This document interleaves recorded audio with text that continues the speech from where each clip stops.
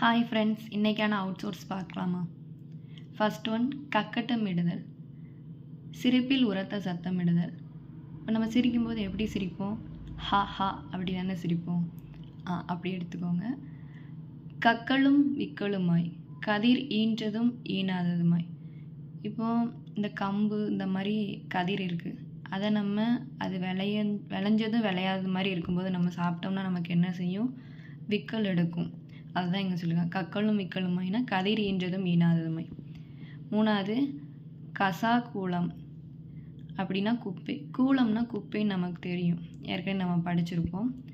4, கசுகு செனல், காதுக்குள் மெதுவாய் பேசும் குறிப்பு.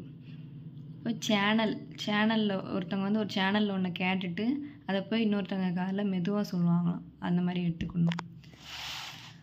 அதுக்கப்புறம் 5, கடுக்கு முடுக்கு அப்படின்னா விரைவு நடை.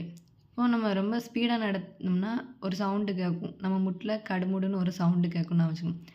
6, கடை போடுதல், வம்பளத்தல். ஒருத்தண்ட வம்பிழுக்கிறதுக்காண்டியே அங்கே பக்கத்தில் ஒரு கடை போட்டு வம்பிழுப்பாங்களாம். இது கொஞ்சம் முக்கியம், இதை பார்த்துக்கோங்க.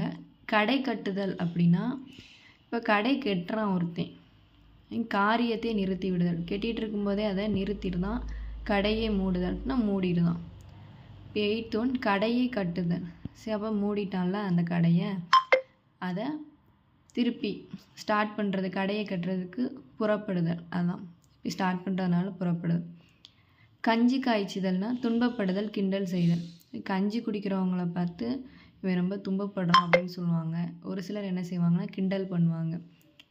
கஞ்சி வார்த்தல் அப்படின்னா காப்பாற்றுதல். கஞ்சி காய்ச்சிட்டாங்க, அதில் வார்த்தலில் வான்னு எடுத்துக்கலாம். இப்போ கஞ்சி குடிக்கிறதுக்கு வா அப்படின்னு கூப்பிடுறாங்க, அது காப்பாற்றுதல்னு எடுத்துக்கலாம்.